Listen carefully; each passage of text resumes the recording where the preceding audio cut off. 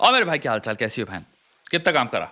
नीचे कमेंट्स देखो कितना काम किया भाई। आज के दिन में आप सिर्फ क्लीन खाना खाओगे, यानी कुछ भी तला फला प्रोसेस फूड, कुछ भी पैकेट चॉकलेट शुगर दो कौड़ी चीजें कुछ नहीं खाओगे। मुझे नहीं पता तुम्हारी लाइफ में कोई तुम्हें एनकरेज करने वाला है कि नहीं है, लेकिन कल का जितने भी अटैकर्स मैंने काम देखा, जितने भी लोगों का मैंने काम देखा भाई, कॉन्ग्रेचुलेशन, मुझे बहुत गर्व हुआ, बधाई हो, मुबारक हो, मजा आ गया देख के भाई। वैसे काम करो, डेली काम करो, ब्रेक्स भी लेते रहो, आराम भी करो, सो भी, अपनी हॉबीज भी पूरी करो, खूब पढ़ाई भी करो।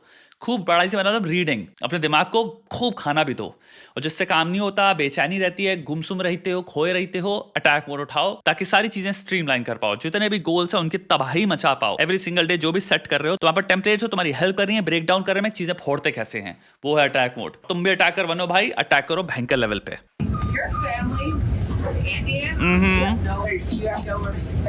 Okay. This American man of Indian descent said a woman told his son to shut up, leading to an altercation between him and her. The man who faced the racist remarks is wedding photographer Parvez Tawfiq. Your family is from India. You have no respect. You have no roles. You think you can push everyone, push. Some more curry? Report your tandoori. Please do. My tandoori. Wow. Yeah, your tandoori sweet. This exchange took place. So she's just blabbering racist nonsense. She started with, "You're from India." Okay. Acknowledgement, also a fact. Second statement, you have no respect. Third statement, you just push, something like that. First statement का second statement से third statement का कोई collection नहीं एक दूसरे से. This is basically an incredibly stupid racist person. Racist खोपड़ी में I think इनकी लाइफ में कुछ लोग होते हैं जिनको ये लोग सोचते हैं कि हाँ, जो लोग हमारी तरह दिखते हैं भाई वो तो परफेक्ट हैं. कुछ लोग हो गए जिनको हम हाँ काइंड ऑफ टॉलरेट कर रहे हैं, लेकिन हाँ इनके अंदर भी हम खामियां निकालते रहते हैं, पैसे वगैरह से जोक मारते रहेंगे इनके अगेंस्ट, ठीक है. और फिर तीसरे इनके दिमाग में एक सबसेक्शन आता है जो कहते हैं कि भैया ये तो प्लेन एंड सिंपल इंफीरियर हैं, परेशानी है, पनौती हैं, तो वहां पे ये लोग घंघोर रेसिज्म में एंटर कर जाते हैं. तो भैया पहला हो गया एक्सेप्टेंस की लेयर, जहां पे एवरीथिंग इज हंकी डोरी, एवरीथिंग इज ऑसम. वो हो गया भैया गोरे लोग में, शायद गोरे लोग ही होते होंगे. बी लेयर हुई तो कुछ कम्युनिटीज हैं जिनको देख के तुम कह रहे हो कि हाँ भैया ठीक है, अब इनके साथ रहना है, तो हम साइलेंट रेसिज्म करते हैं इनके साथ.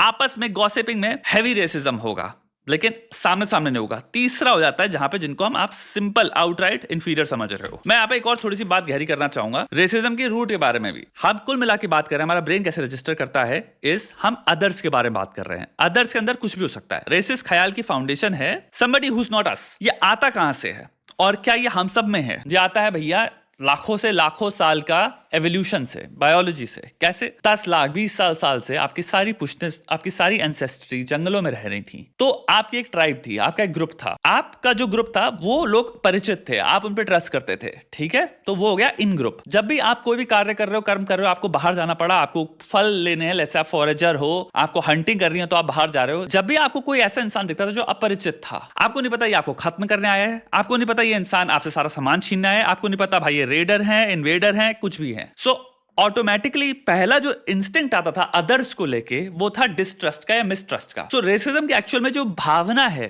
वो है एक ऑटोमेटिकली आउट ग्रुप को एक संदेह की भावना से देखने की, क्योंकि एवोल्यूशन के थ्रू कभी आपको नहीं पता था जो दूसरी ट्राइब है इनकी इंटेंशन क्या है. So over the period of time evolutionary perspective से इसे कहते हैं in group and out group. So in group bias हमारे अंदर है ही है. इस पे इतनी ज्यादा रिसर्च है जिसकी कोई हद नहीं है. आप 500 लोग रैंडम उठा लो जो कभी किसी से नहीं मिले, तो दो ग्रुप में उनको डिवाइड कर दो, 250 के 250 के ग्रुप को. एक ग्रुप को कहो ए ग्रुप है, बी ग्रुप को कहो बी ग्रुप है. द सेकंड ए ग्रुप वालों को तुम कहोगे हम सब ए ग्रुप वाले हैं, वो ऑटोमेटिकली उसी सेकंड में ही, इवन दो एक दूसरे को भी नहीं जानते, वो बी ग्रुप को लेकर एक संदेह ले आएंगे, उनको थोड़ा सा एनिमी देखने लग जाएंगे, इन पे हम ट्रस्ट नहीं कर सकते. इतना डीपली रूटेड है हमारे अंदर. ऑटोमेटिकली आप वायर्ड हो बायोलॉजिकली इन ग्रुप बायस रखने के लिए. आपका ग्रुप अब कुछ भी हो सकता है. ये हो गया एक्सप्लेनेशन कि आपके अंदर प्रेजुडिस बहुत इजीली आएगी. उसके ऊपर दूसरा लेवल आता है फिर कॉग्निटिव, यानी कि अब हमारे अंदर ऑल्सो क्षमता है सोचने की, चीजों को भापने की, और हम जंगल में नहीं रह रहे. आप सोच सकते हो, आप एनालिसिस ड्रॉ कर सकते हो, आप डिटरमिन कर सकते हो कि मेरे को प्रेजुडिस को कैरी करना है कि नहीं करना. जो मुझे भावना सडनली आई है संदेह की, उसको मैं हटा सकता हूं और मैं ये देख सकता हूं कि भाई मैं पहले इंसान को जानूंगा. डेटा में भी बहुत इंपॉर्टेंट है. ऐसे आंख बंद करके किसी को जज नहीं करना चाहिए. तो हम जो बात देख रहे हैं ये कुल मिलाकर एक बहुत ही मूर्ख इंसान को देख रहे हैं, क्योंकि रेसिज्म का एक और फंडामेंटल प्रेमिस है large generalization. Almost entire population को एक ग्रुप बेस आप जज कर रहे हो, आप उनको स्टीरियोटाइप्स में डुबा रहे हो। विदाउट अ डाउट एक्चुअली में थोड़ी सी नहीं, बहुत ज्यादा मूर्खता है और आपको बहुत बड़ा मूर्ख होना पड़ेगा कि आप ये चीज पे ऑपरेट करके अपने आप को एक सुपीरियरिटी भी दे रहे हो। Place at the Los Angeles International Airport when passengers from a United Airlines flight were being transferred after landing. In an Instagram post, Parvez wrote, "This lady was harassing our son on the flight unbeknownst to us, asking him if he was Indian and making comments." Parvez's son was 11 years old and his wife Nicole said it was tough to explain racism to her son. The woman had shared Parvez Tawfiq's son's row on the flight, which was a few rows away from the rest of the family.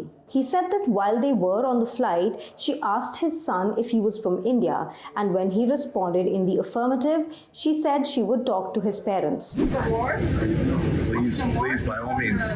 Some more? Sweetheart, I don't like her.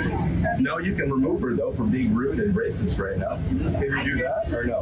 It doesn't care about racist. You're racist towards me. I'm So American. self victimization and entitlement. Entitlement कहाँ से आ रहा है? इस belief से, पहला जिसको ये verbalise करेगी आई एम अमेरिकन, बट जो बिलीफ जो है वो है कि हम सुपीरियर हैं। सेल्फ विक्टिमाइजेशन काफी इंस्टेंसेस पे भी आप देखोगे नार्सिसिस्ट हो गए या फिर काफी मैनिपुलेटिव लोग एक्चुअल में इस्तेमाल करते हैं, क्योंकि विक्टिम का मतलब क्या होता है? हम रह रहे हैं लार्जली कोऑपरेटिव सोसाइटी में जहां पे सद्भावना है लोगों के अंदर, लोग एक्चुअली में हेल्प करना चाहते हैं दूसरे की। तो इन जनरल लेट्स जस्ट हम बात करें, इधर तो नहीं दिख रही, उसके बारे में भी बात करेंगे क्यों इधर क्यों नहीं दिख रही वो। तो जब इंसान अपने आप को विक्टिमाइज करता है तो हम क्या करते हैं? बहुत सारे लोगों को ऐसे अपनी तरफ एकत्रित करते हैं, तो हमारी स्ट्रेंथ बढ़ती है। सो विक्टिम एक्चुअल में विक्टिमाइजेशन यूज करता है, अपने आप को कमजोर दिखाता है ताकि वो एक्चुअल में और ताकत बन पाए। कितनी सारी स्टोरी देखो जहां पे इंसान रेसिस्ट है, तो अगर वो पुलिस को कॉल कर रहा है तो अपने आप को विक्टिम बना लेगा फोन पे, और झूठ बोलने लग जाएगा कि सामने एक इंसान है, वो मेरे साथ ये कर रहा है, मेरे साथ वो कर रहा है। क्यों? क्योंकि उसको विक्टिम बनाना है, तो काफी लोग हेल्प करने आएंगे विक्टिम की और सामने वाले को ऑटोमेटिकली विलेन समझ लेंगे। So are we. You're not American. No? Not American? Not originally, no. You're from India. So imagine being this stupid, by the way. Imagine being this stupid. Born in America. Every American technically is an immigrant. No, you weren't. Yes, I saw your was. passport. Yeah, you want to see my passport? Is that okay? I gotta make you help me? Shut up! Thought I only saw this stuff on the internet, but no. Karen's right here. I'm angry. This is toxic, massive toxic. Tell my kids to shut up. So if she's Ingrid, she's what? Like, I think so, maybe. Either German or तुम्हारा Norwegian. Ingrid, I think नाम वहाँ से है, Norwegian culture से. So you are not American, is my point. Yeah, mouth on you, sweetheart. Drink some more, sweetheart. When they boarded the bus after the plane, the woman told Parvez's other son, who is 4 years old, to shut up. Parvez said that when he confronted the woman, her husband got up and literally got into my face. According to Parvez, United Airlines put the woman on a no-fly list after the incident, but the Independent reported that the airlines did not provide any additional Shocking thing is, इतना कुछ हो रहा है and a lot of people are just silent. Nobody has intervened.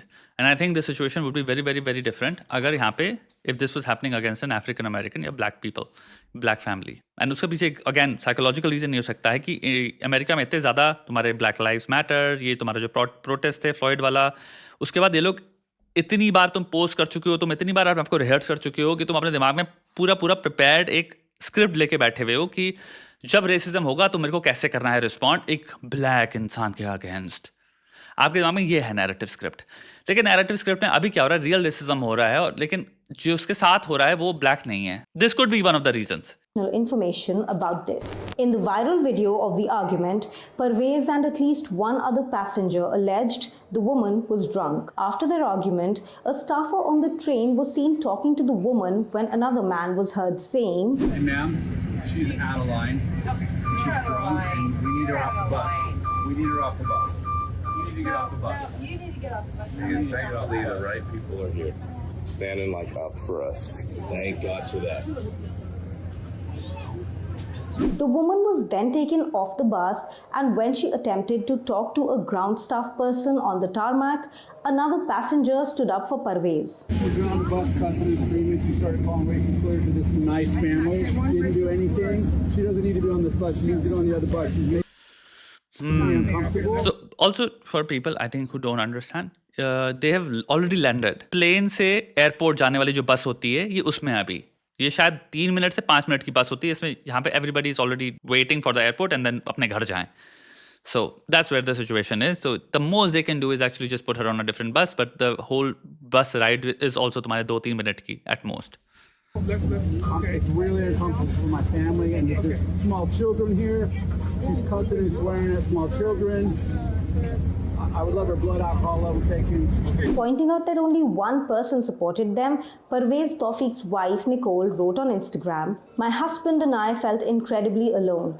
The silence from the majority, people who could have chosen to stand for decency, was deafening." She also wrote, "Our son was struggling to understand her unwarranted and abhorrent behavior. Parvez and I tried to explain racism to him in a way he could grasp, but how do you make something so senseless make sense?" I think not immediately. I think it will take long time. अगर तुम्हारे बच्चे के साथ हो रहा है, you will get extremely emotional. So उस emotions में it will be very hard for you to explain because you're emotional about the whole thing and you're very, very worried about your child. कि how they are processing this. One of the most disgusting thing इसमें is that people remain silent. It is. It's really, really shameful कि तुम्हारे सामने अगर ये सब हो रहा है तुम चुपचाप बैठ के देख रहे हो. एक चीज समझो, ये तुम्हें जो मिल भी रही है न्यूज, ये काफी एक तरह से सिलेक्शन बायस भी है इसमें. तुम्हें सिर्फ खराब चीजें मिल रही हैं. लाखों करोड़ों भारतीय बाहर घूम रहे हैं एवरी सिंगल डे और कोई कुछ उनके साथ खराब नहीं हो रहा. तो ये चीज को एक इसमें भी रखना कि तुम सिलेक्शन बायस में भी आ रहे हो. अगर तुम सिर्फ यही सीख करोगे कि इंडिया के खिलाफ ये हो रहा है, तो तुम सिलेक्टिवली सिर्फ वो क्लिप्स देख रहे हो बैक टू बैक एक ही लाइन में जिनमें किसी ना किसी के साथ किसी ना किसी पार्ट ऑफ वर्ल्ड में खराब हुआ है. तो तुम जो वर्ल्ड व्यू बिल्ड करोगे सिर्फ यही हो रहा है. सत्य यह है कि तुम एक्चुअली में जो नहीं हो रहा है वो तुम्हें दिख ही नहीं रहा और वो भी मेजॉरिटी ऑफ लाइफ वही है. अपना वर्ल्ड व्यू ये भी मत बना लो. अगर कभी भी जिंदगी में बाहर हो और अगर पॉसिबिलिटी भी हो ऐसा कुछ होने की, तो रिकॉर्ड कर लो. रिकॉर्ड अगर तुम ये चीज कर ले रहे हो और पोस्ट भी कर दो उसको, तो पहली चीज क्या होती है, तुम्हारे पास एविडेंस है. दूसरा चीज, तुम इंसान को सू कर सकते हो. अमेरिका में भाई तुम क्लियरली सू कर सकते हो, एयरलाइन को सू कर सकते हो. अगर उन्होंने एक्शन नहीं लिया तुम इंसान को सू कर सकते हो. You can press charges, you can actually get rich from this. तीसरा, तुम क्रिमिनल एक्शन ले सकते हो उनके अगेंस्ट.